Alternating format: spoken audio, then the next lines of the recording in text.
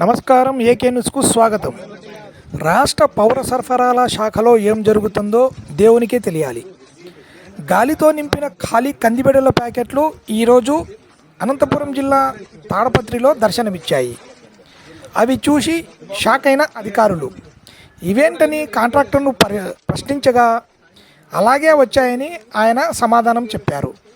ఎన్ని ఉన్నాయో లెక్కించి సీల్ ఉండే ప్యాకెట్లన్నీ పక్కన పెట్టాలని అధికారులు ఆదేశించారు.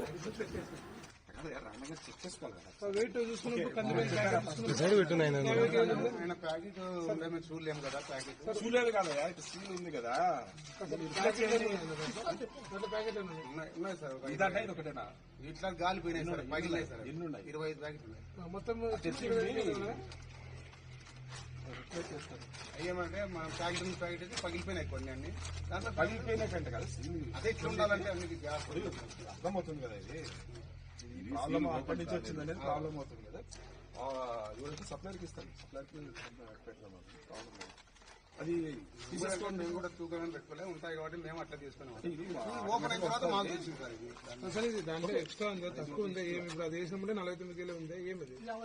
50 కిలో సంచి ఉంది కదా సార్. చెప్పినా నేను నాకు నెక్స్ట్ తూకం వేసి సార్ బ్యాల్ కూడా అని చెప్పి ప్యాకెట్ సరిపోయినాయా? ప్యాకెట్ కరెక్ట్ ఉన్నాయి కలుపుకుని ప్యాకెట్స్ తూకం అయితే సరిపోతుంది. వెయిట్ చూడలే మేము, వెయిట్ చూడలే. ప్యాకెట్ అయితే కరెక్ట్ వెయిట్ చూడలేదు. వెయిట్ చెక్ చేసుకుంటాం సార్. ప్యాకెట్లకు సంబంధించి జరుగుతుంది. వీళ్ళు లెక్కచారం చేసుకోవడం ఆడపోయి కింద ఎవరికైతే పంచుతారో వాళ్ళకు 2 కేజీలు రిటర్న్ తక్కువ చేసుకొని వీళ్ళు అడ్జస్ట్మెంట్